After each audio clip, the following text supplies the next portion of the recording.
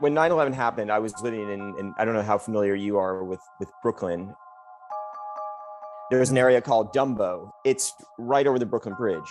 And I was living there, been out the night before, I think celebrating a friend's birthday or some kind of party. So it's kind of late. You know, back then we really didn't have the mobile phones we had today. I had very rudimentary basic phones. So it wasn't getting news reports. The only way I got like a news report was through a scanner or over the radio. And the radio had announced that that a small plane had flown into the North Tower, the World Trade Center. Holy shit!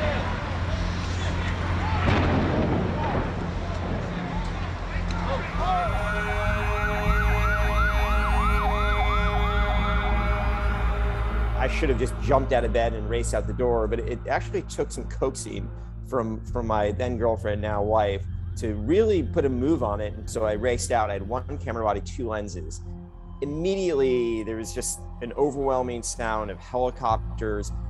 I could just see some smoke coming up behind some buildings. And then I got down to the base of the Brooklyn Bridge where I could see what was really happening.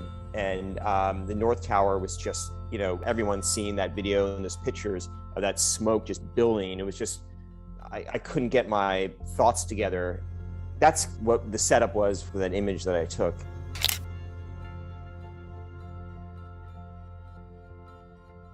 I got there and there was maybe a dozen or so, primarily taxi drivers. They were all out of their cars, just staring, pointing, you know, and I was talking with them and I was shooting. I never thought in a million years that another plane was coming. We really thought this was a tragic mistake. Through pure, you know, luck, I had put my camera up.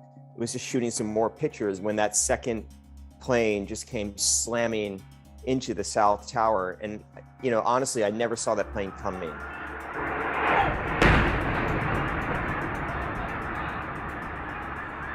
Holy shit, man.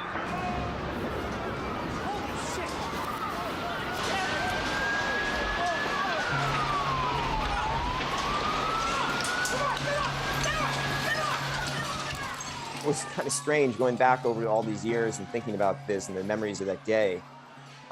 Was I shot that picture of the explosion, immediately put my camera down and to make sure I had the picture. And I remember one of the taxi drivers running over, looking over my shoulder and looking into the LCD on the back of the camera and screaming, "He's got it, he's got it," which was kind of bizarre because we had all just witnessed this event happening, but I don't think we really believed it. And it wasn't until we saw it on the back of my LCD and my primitive digital camera that we all, the group of us, were like, what just happened?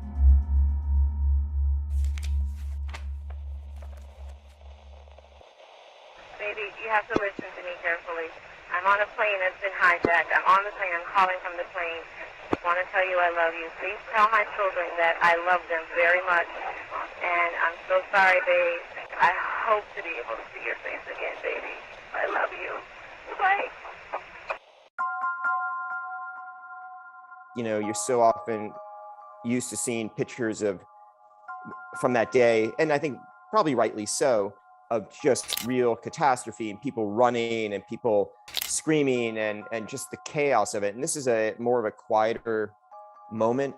And it did happen. It happened, you know, to thousands and thousands of people. I would love to know what they were thinking, because I when I look at the picture, I'm sure, like myself, we were all in a sense of like low-level shock, disbelief.